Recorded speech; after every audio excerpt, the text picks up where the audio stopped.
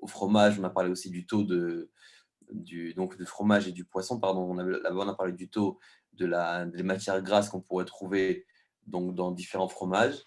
Donc, on a plusieurs sujets très intéressants que nous allons pouvoir apprendre aujourd'hui. Et donc, nous allons donner la parole à M. Nathan qui va donc nous éclaircir.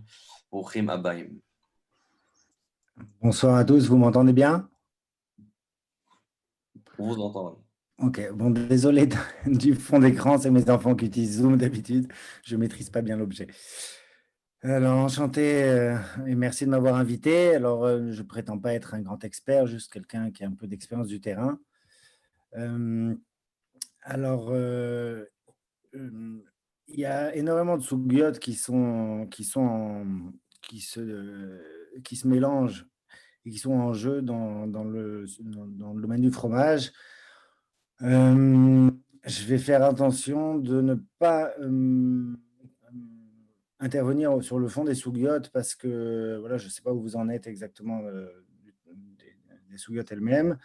Et ensuite, ça demanderait et trop voilà, plus de préparation que ce que j'ai pu en faire aussi. Donc, je vais me cantonner à décrire un peu le monde de la fabrication du fromage et à mentionner les sujets que ça ouvre, qui sont en jeu, plus que rentrer dans les sougiotes elles-mêmes. Donc, moi, je fais faire des fromages par des chomrim. Je travaille dans le vin et dans le fromage. Pour le fromage, je travaille avec Rav Wolf et pour le vin avec Rav Rothenberg. On fait du fromage depuis maintenant 1 an et demi. Alors, c'est des fromages un peu particuliers dans le sens où il y a deux grandes familles de fromages. Il y a ce qu'on appelle les fromages au lait cru et les fromages au lait pasteurisé. Moi, je fais que du fromage au lait cru et non pasteurisé. La différence au niveau qualité est énorme et aussi au niveau conservation du fromage, évolution du fromage. Je connais moins le monde industriel, qui est le monde des fromages qu'on trouve plus facilement dans les boutiques. Mais le principe sera un peu le même. Il y aura à la marge, il y aura des nafkaminotes, mais ça ne change pas sur le fond des sougiotes qui sont en jeu. Donc, moi, je veux vous décrire mon expérience personnelle, qui est donc des fromages, ce qu'on appelle en France les fromages fermiers au lait cru, donc des fromages qui sont faits non pas par des industriels, mais par des fermiers qui possèdent eux-mêmes leurs troupeaux, qui font la traite des vaches et élaborent leur fromage et font ce qu'on appelle l'affinage, donc stockent le fromage le temps qu'il mûrisse. Faut savoir que donc dans l'industrie, ça fonctionne pas du tout comme ça. En général, le lait n'est pas produit chez le fermier. On récupère du lait chez différents producteurs qu'on rassemble et après on élabore des fromages plus standardisés et donc en général pasteurisés. Donc, comment ça se passe sur le terrain?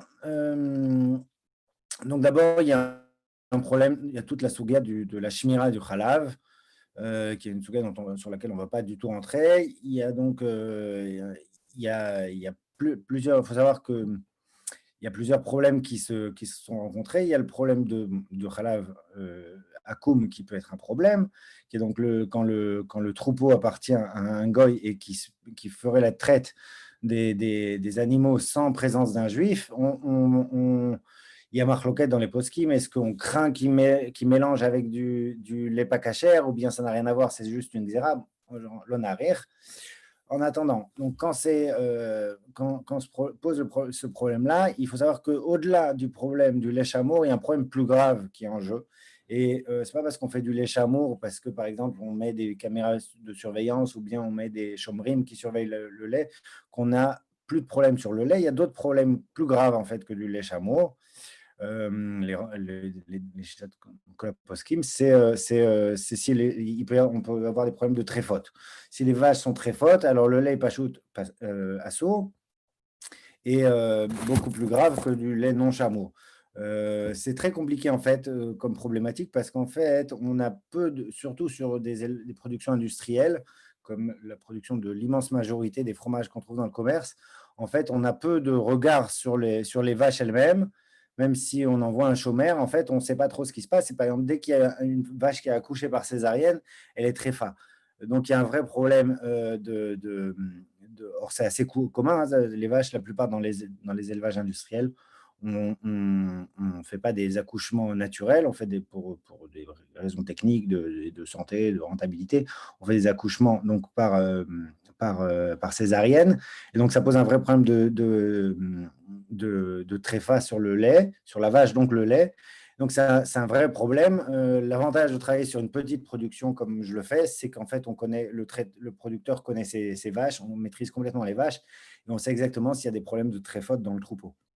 À part ça, que de fait, les petits producteurs fermiers préfèrent faire des accouchements à l'ancienne, donc en général ne font pas intervenir de césarienne, sauf problème, mais c'est beaucoup plus rare. Ça, c'est pour ce qui est la traite du lait. Ensuite, une fois qu'on a récupéré ce lait, il va y avoir l'étape cruciale de la fabrication du fromage, à proprement parler.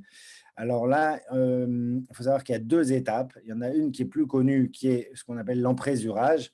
Donc, c'est de mettre dedans un mahamide qui va faire durcir, qui va séparer ce qu'on appelle le petit lait, le lactosérum, qui va donc contenir principalement de l'eau avec pas mal de protéines qui seront très utilisées dans l'industrie. Toute la matière qui va sécher, qui va durcir, qui va permettre de faire du fromage, qui est une beaucoup plus petite quantité que le lait. Il faut savoir qu'avec 1000 litres de lait, on fait 100 kilos de fromage. Donc, cet emprésurage, donc l'usage de présure, c'est une tradition très très vieille. Déjà dans la Mishnah, dans la Gemara, on emprésurait, on a des traces de fromage, de lait caillé, quoi, emprésuré, qui ont plus de 3 ou 4 000 ans en Asie centrale.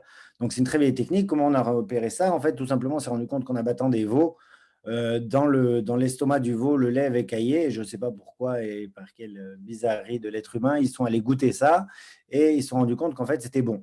Au-delà de ça, ils se sont rendus compte qu'en fait, une fois caillé, une fois séché le fromage, ça se conservait beaucoup mieux que du lait. Donc, ça permettait d'avoir des matières protéinées comme le fromage qui allaient pouvoir se conserver plusieurs mois, parfois vraiment presque un an. Alors que pour du lait, bah, c'était beaucoup plus compliqué. Donc, ça permettait, avec un travail de production, d'avoir de quoi manger des protéines pendant tout l'hiver, par exemple. Donc, c'était très important pour les bergers, etc. En tout cas, donc, ce qu'on voit dans la Gemara, déjà, c'est une sougia en soi. Vous verrez ça au collège, je pense, plus tard.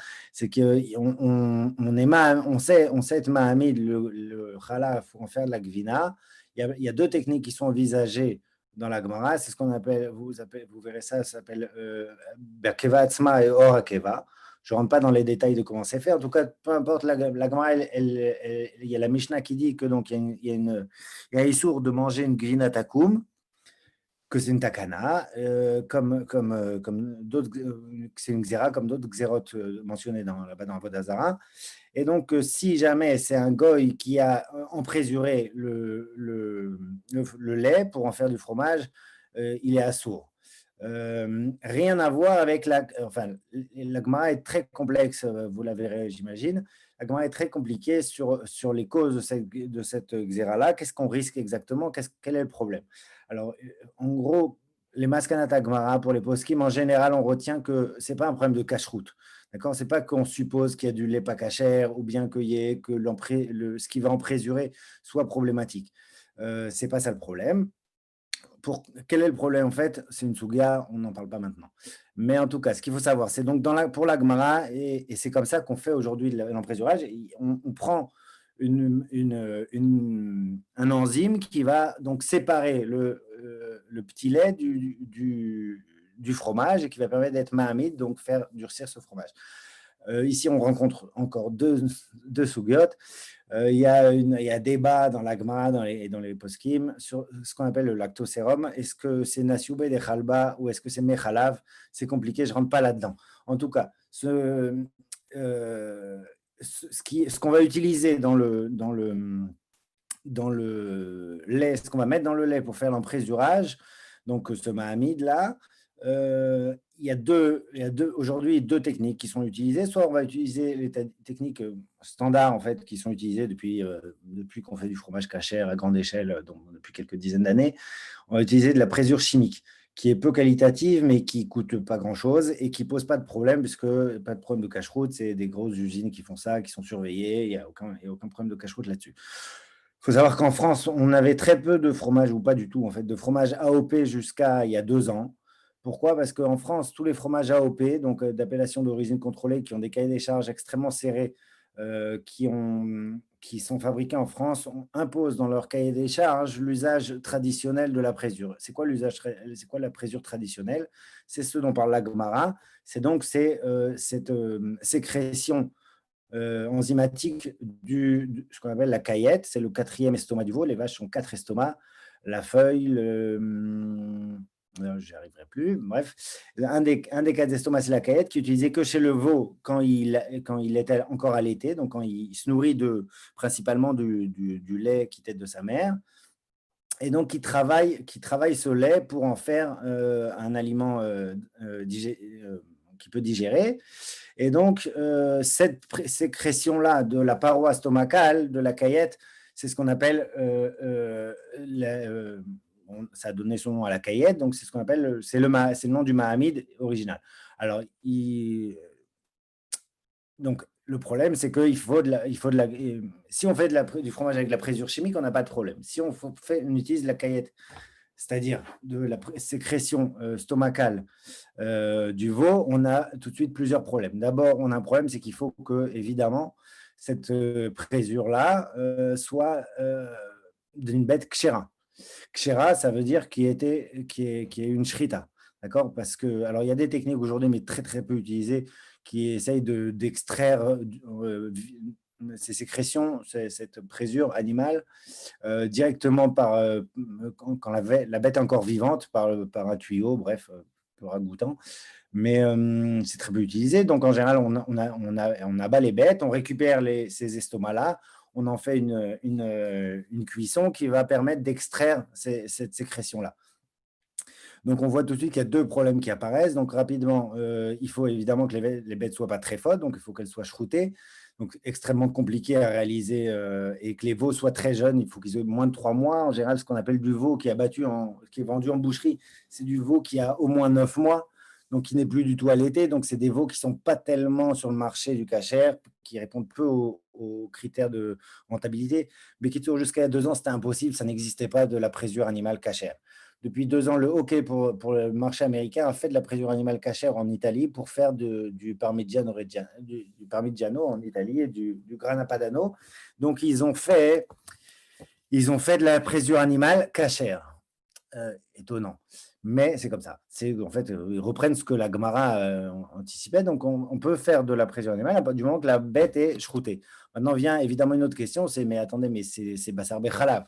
Alors, en fait, bonne question, sauf que non. Pourquoi? C'est une super souga. Je vous invite tous à la faire, mais pour dire, moi, je vais lâcher Prakim. En fait, la souga, c'est lié à Mahamid. Ce qu'on appelle Mahamid, c'est donc s'il y a un Issour qui est en petite quantité, infinitésimale, moins que Shishim, par exemple, normalement, c'est Batel. Si ce Issour-là, il est Mahamid, notre produit, alors même qu'il est en toute petite quantité, on ne pourra pas le considérer comme négligeable. Pourquoi? Parce qu'en gros, je vais très vite, notre produit fini, à savoir notre fromage, il n'est fromage que grâce à cette petite présure. Donc, le fait de trouver face à nous du fromage, ça nous montre, ça nous impose la présence de ce Mahamid-là. Donc, même s'il est en petite quantité, il ne sera pas Batel. Mais, précision d'importance, c'est que sur quoi on dit ça? Sur un Issour. Si un Issour, il est Mahamid, alors il ne peut pas être Batel, même s'il est en petite quantité. Mais notre problème ici, il est résolu. Pourquoi? Parce qu'en fait, on n'a pas affaire à un Issour. Pourquoi? Parce qu'on a dit que c'est des bêtes, c'est fait avec des bêtes qui sont shroutées. D'accord? Donc, ils ne sont pas très fortes, qui sont kshérotes. Ces bêtes-là, une fois, en fait, et donc cette présure, peu importe comment ça s'élabore après industriellement, ils ont fait très attention, ça coûte très cher. Il faut savoir qu'une présure animale pas cachère, ça coûte 5 € le litre. En cachère, ça coûte 110 € le litre. OK? Parce que, bon, ils gagnent bien leur vie au Hachem, mais aussi parce que c'est très compliqué à réaliser de fait. Donc, cette présure-là, une fois qu'elle est faite, à partir d'une bête kshera. Donc, il n'y a pas de problème de issour, ce n'est pas un issour.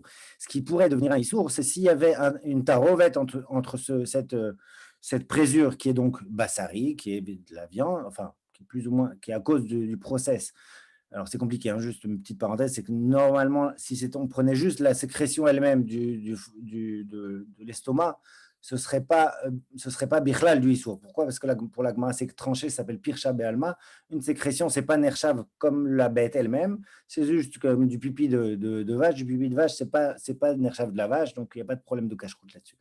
Donc, mais le problème, c'est que c'est en fait, industriellement, on mélange plusieurs estomacs qu'on fait cuire avec de l'eau pour extraire un maximum de sécrétion.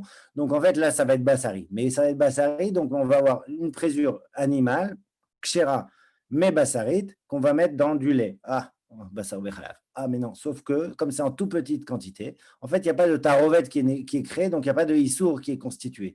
Comme il n'y a pas de issour constitué, c'est un éther qui est mis dans du éther, et donc, même que c'est Mahamid, ça ne portera pas à conséquence. Pourquoi? Parce que ce n'est pas un Issour qui est perçu sur le Mahamid, c'est qu'un éther. Et donc, comme c'est un éther, on n'a pas de problème de non-bitoul lié à Mahamid. Voilà, c'est très technique, mais c'est une souris intéressante que j'espère vous conseille de faire parce que c'est passionnant et c'est une grosse nafkanamine à l'émassé. Bref.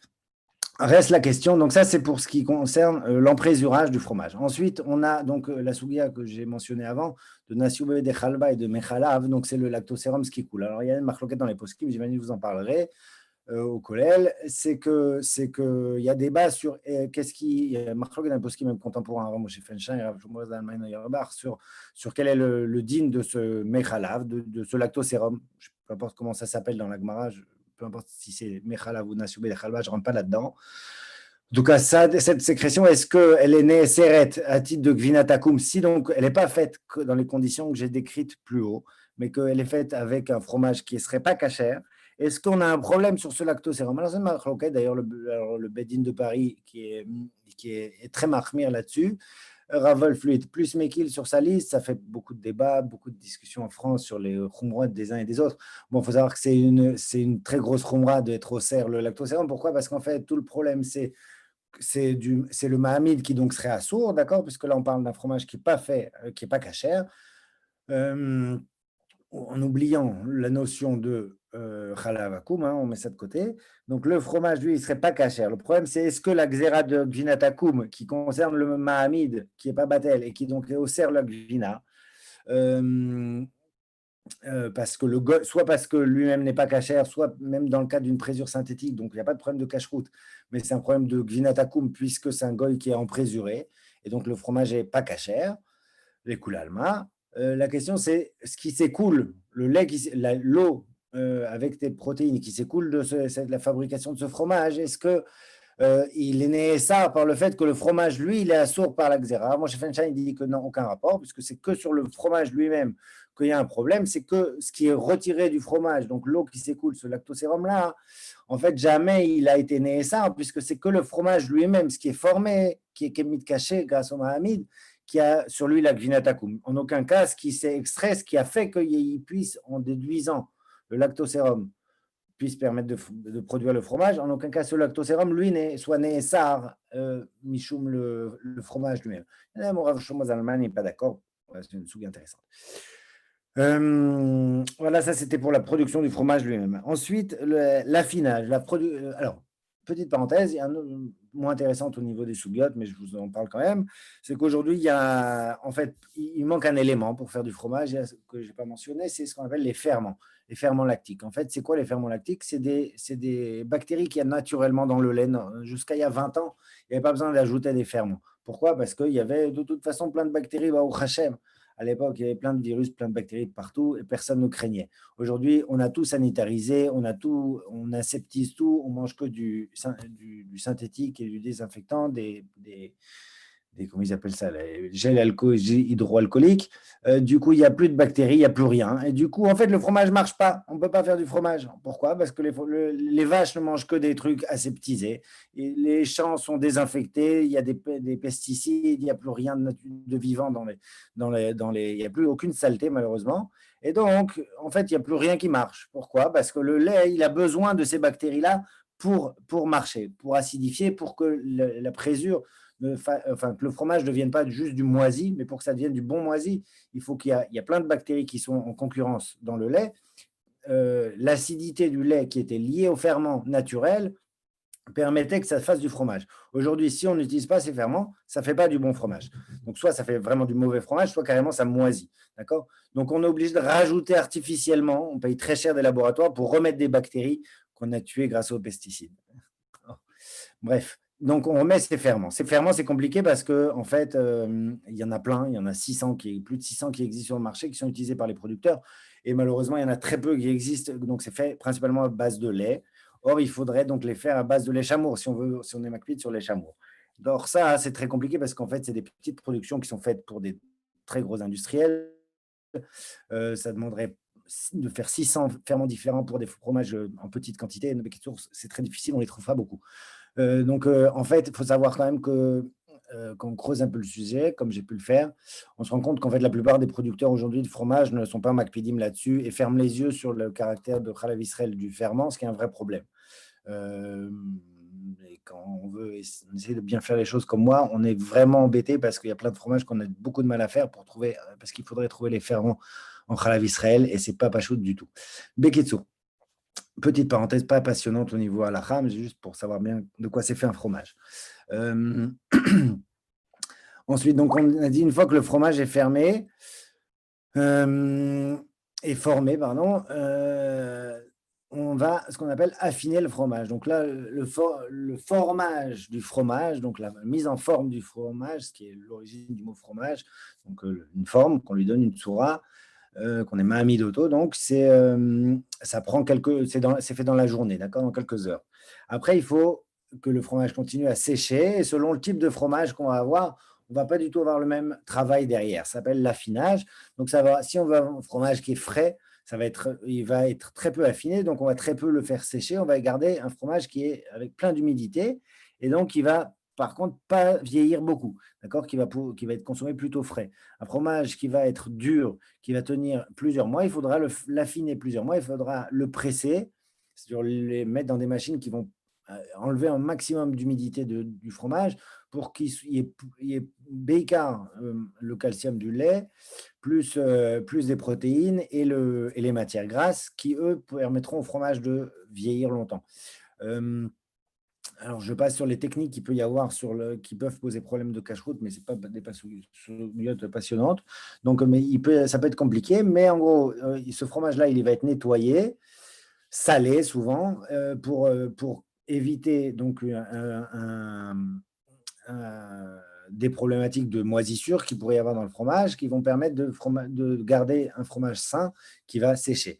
Alors là, donc on arrive au problème je crois que vous êtes en train de faire, de chez IA. En fait, il y a une notion qui a émergé, qui n'existe pas dans la Gemara, qui est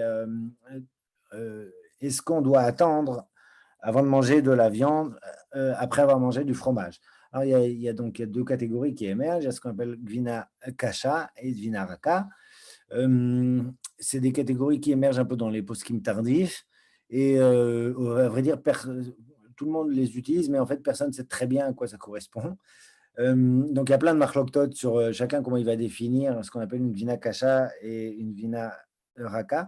En fait, ça va dépendre beaucoup du pshat qu'on fait inverse sur pourquoi on attend après la viande. Donc, ça, c'est une marloquette rishonim que je pense vous avez vu ou vous allez voir. L'on arrive parce que ça s'est rentré trop dans la souga, mais en gros, on va retenir chez nous.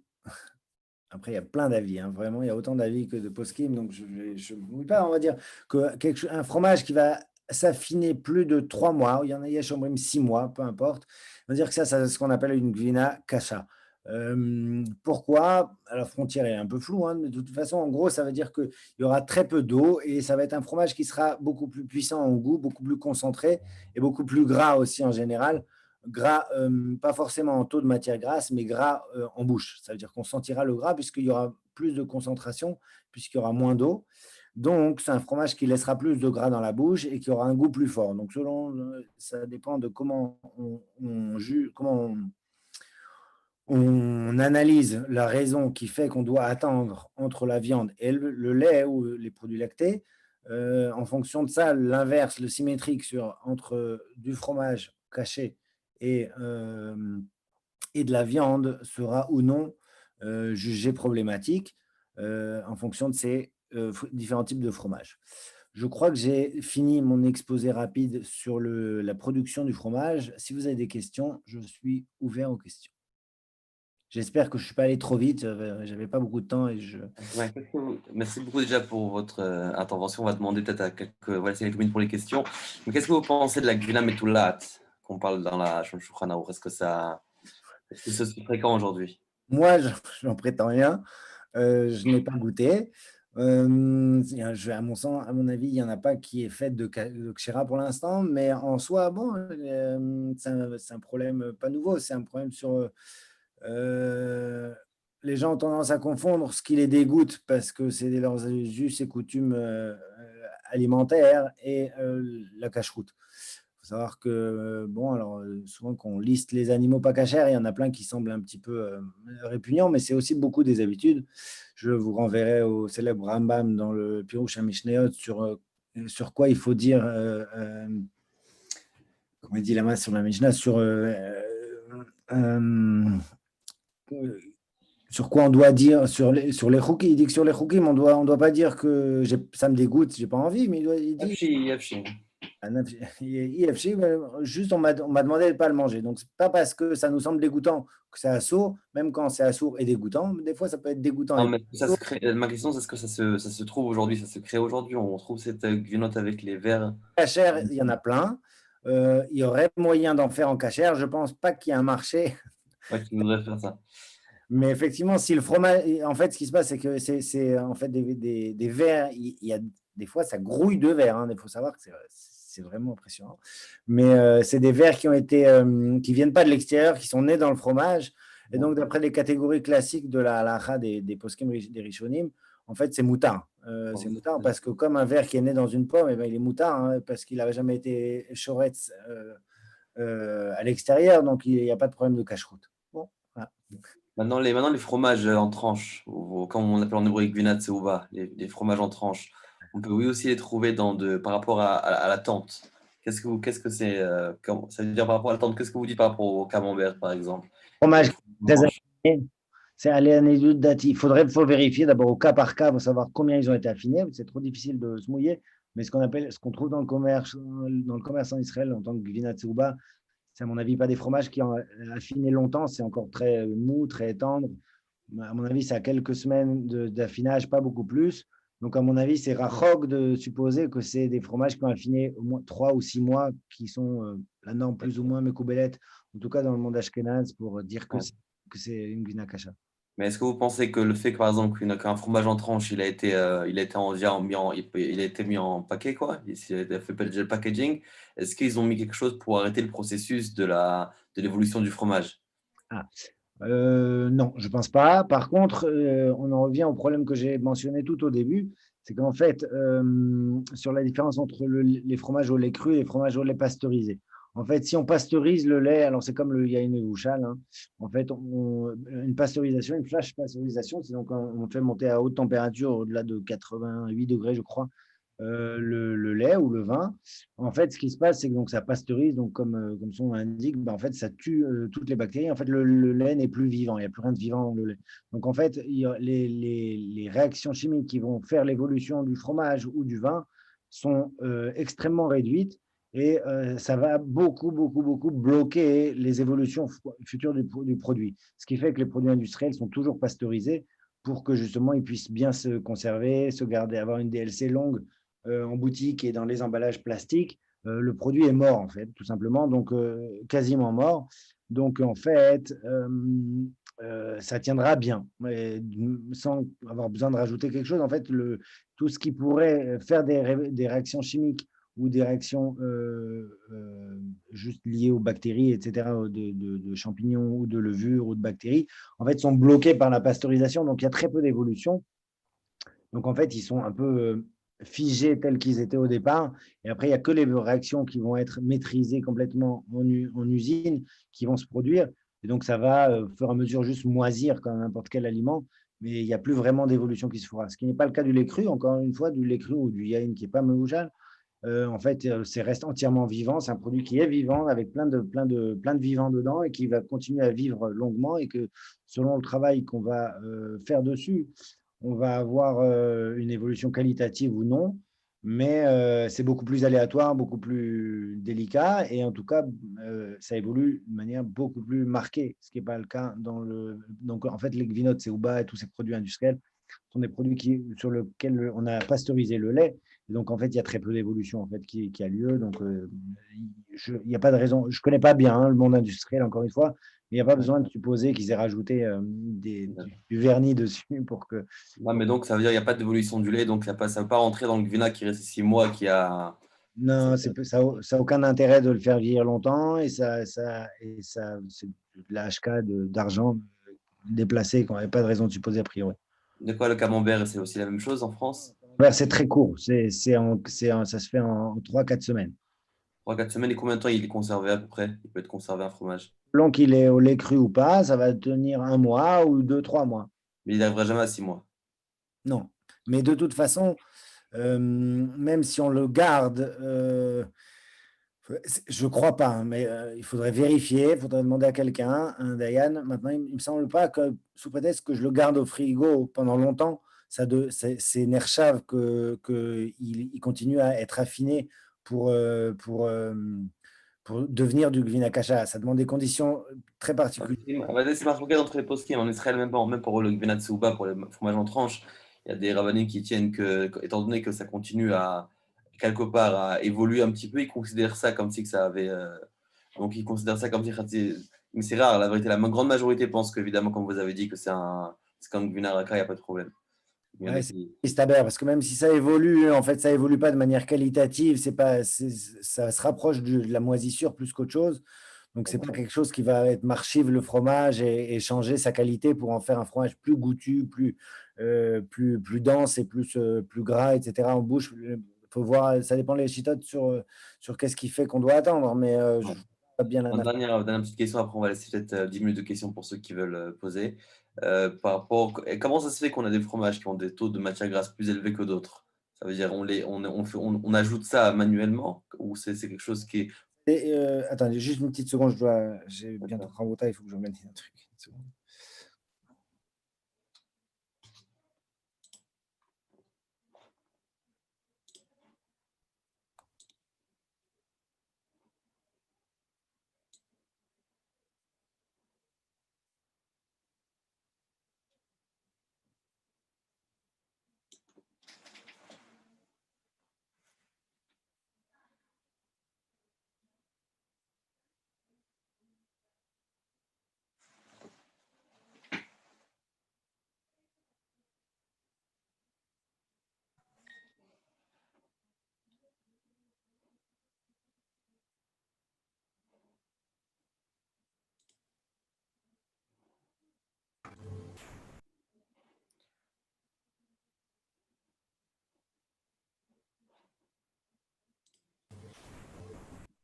Il y a des questions? Et alors juste par rapport avant de laisser la carader, parce que ça va nous aider peut-être à comprendre tout ce sujet, par rapport aux matières grasses, comment ça se fait qu'il y a des fromages, par exemple, vous avez des matières grasses plus élevées que d'autres? Selon le type de fromage qu'on va obtenir, on va, dans certains cas, dégraisser le lait. D'abord, il faut savoir que selon les types de vaches, le type de région où grandissent les vaches, est-ce que la saison, donc ce qui fait l'alimentation des vaches, ce qui est vrai dans des fromages qualitatifs et des fromages de région typiques, pas dans des fromages qui sont faits avec des vaches qui grandissent dans des hangars, mais selon leur alimentation, le lait est très différent. D'accord? Donc, ça va faire des grosses nafkaminotes entre, moi je vois sur des fromages fermiers, par exemple, le fromage n'est pas du tout le même en été qu'en hiver, parce que tout simplement en hiver, elles vont manger du foin, en été, elles vont manger de l'herbe, ça ne va pas donner le taux de matière grasse sera très différent. Calvachomer, quand c'est des vaches d'élevage, où en fait elles vont manger des grains ou des farines vaguement animales, on aura des différences de lait très marquées. Après ça, donc, et selon les variétés de vaches aussi, ça impacte énormément le type de lait. Donc, selon les vaches utilisées, ça ne donnera pas le même type de fromage. On n'aura pas la même qualité de fromage. Et dans les usines, c'est aussi la même chose pour les usines? pour les grandes productions qu'on trouve au supermarché. En général, c'est des vaches qui produisent beaucoup de lait en grosse quantité, mais en faible qualité, donc pas très gras. Euh, En fait, donc on ne va pas tellement enlever de gras. Mais il y a quand même des fromages où on va écrémer le lait en partie, au moins pour avoir des taux plus attendus pour le type de fromage. Encore une fois, le fromage, il n'évoluera pas de la même manière selon le taux de matière grasse du lait. Donc, selon le type de fromage qu'on veut avoir, on va écrémer ou pas le lait. Donc, ça dépend vraiment de chaque fromage. Donc, des fois, on va faire vraiment des actions, on va dire, extérieures à la production. Ouais. Pour Idéalement, rajouter. écrémer ou du beurre, on va enlever la crème avec lequel on peut faire du beurre, et on va avoir du lait moins gras, qui donnera un type de fromage qui correspond mieux au type de fromage qu'on veut faire. Et si on veut rajouter du gras, il y a aussi des fromages qu'on rajoute du gras? Non, je ne crois pas. Non. Il y a un.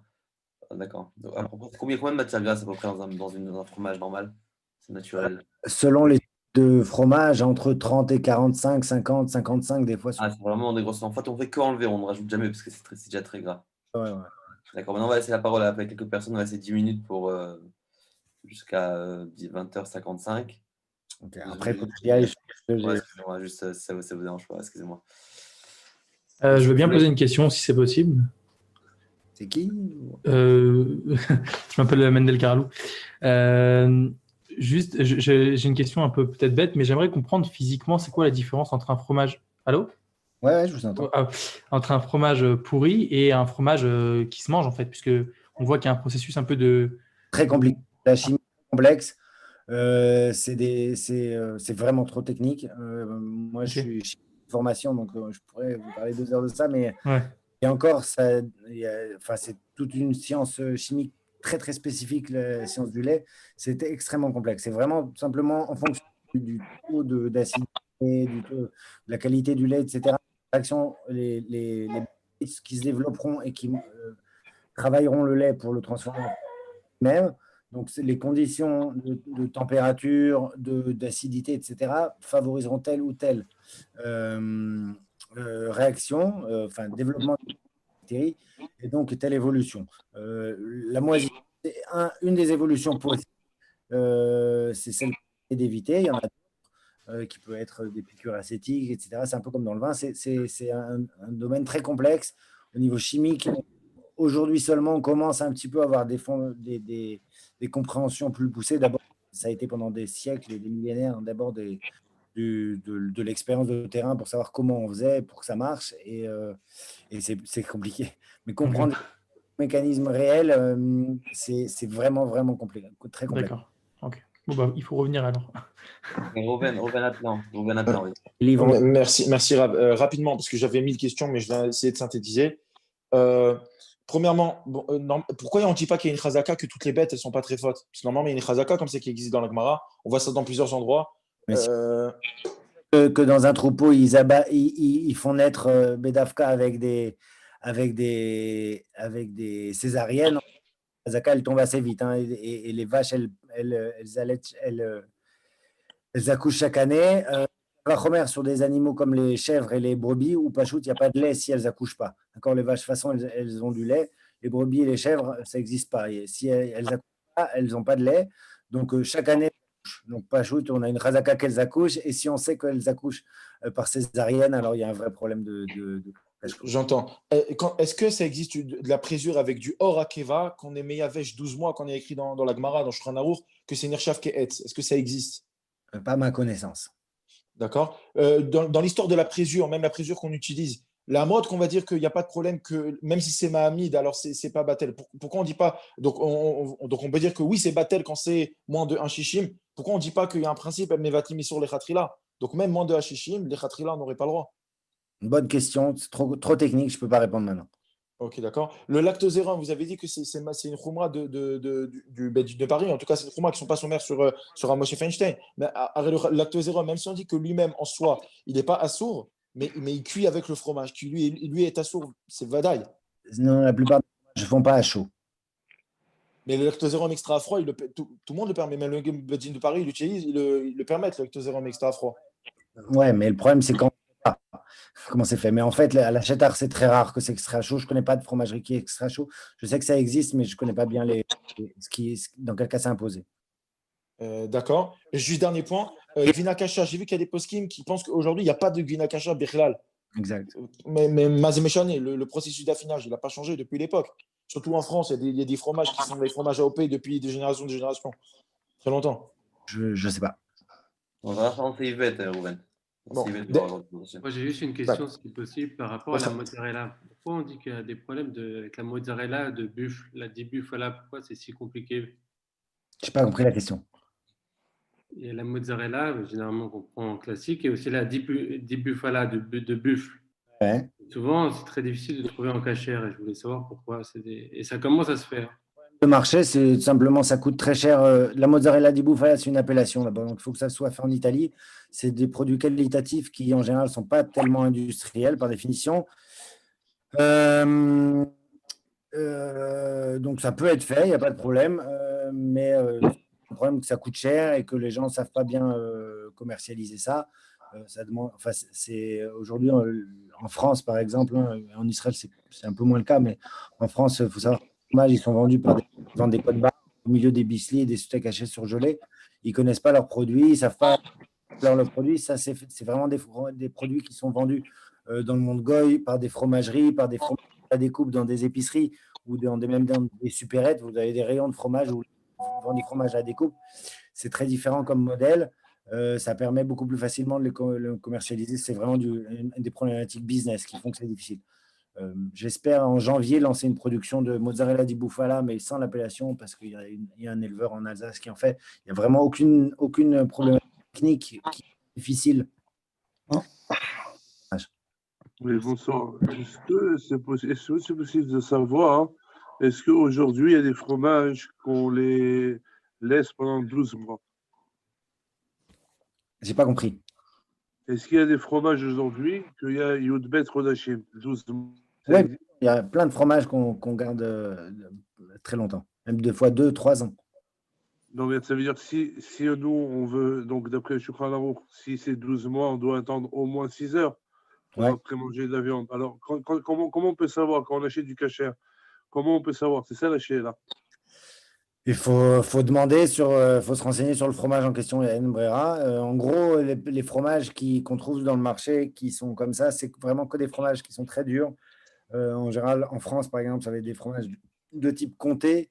En Italie, il y en a plus un peu partout, comme du Giano ou du Grana Padano, sont des fromages qui vont affiner au moins 1 an ou 2. Et le parmesan? Parmesan, c'est le parmigiano, c'est la même chose que du parmesan. Parmesan, en général, plus qu'1 an. Ouais. Donc, si on mange le matin, il faut attendre 6 heures. Voilà. J'ai compris. Monsieur Ravazan, dernière question, après on va commencer par ta chaîne. Oui, donc bonsoir. Donc merci pour cet exposé très technique, mais moi j'aurais voulu qu'on revienne sur un sujet que vous avez passé très rapidement et sur lequel on étudie. C'est les deux termes, les deux terminologies de Nissioné de Halva et de Mechalav. Ouais, a priori, vous les avez un peu confondus rapidement. Qui est quoi? J'aurais voulu connaître c'est quoi ces gouttes qu'on trouve sur le fromage. Et voilà quoi, d'un point de vue pratique. Les gouttes, en général, c'est de l'eau qui s'égoutte, qui sort du fromage. C'est un peu comme. Maintenant, est-ce que je n'ai pas le temps maintenant de rentrer dans la sougia de Nasioube de Khalba et Mechalav? Qu'est-ce qui est quoi? C'est compliqué. Dans la c'est pas très clair. Moi, je me suis cantonné aux techniques. Sur le technique, quand on met on emprésure le fromage, il y a tout un liquide un peu jaunâtre qui est plein de protéines et plein de ce qu'on appelle du lait, très très riche, mais qui est en général jeté dans des productions comme les miennes que je fais.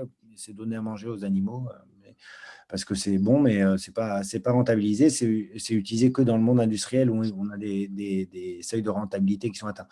Au niveau de la sougia elle-même de Mechalav, si vous voulez, on en reparlera une autre fois, mais là, j'ai pas du tout le temps. C'est vraiment une sougia compliquée. Merci beaucoup, monsieur Nathan Grandjean, merci beaucoup. Vraiment, c'est très un plaisir de vous avoir parmi nous.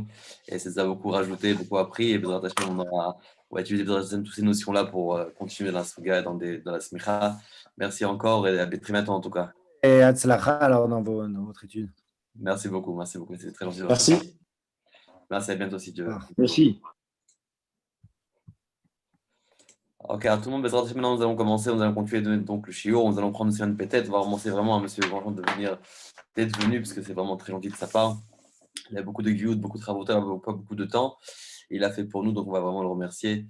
Et donc on va partager l'écran et nous allons commencer le Siman Peitet. Et donc on y va. Donc on va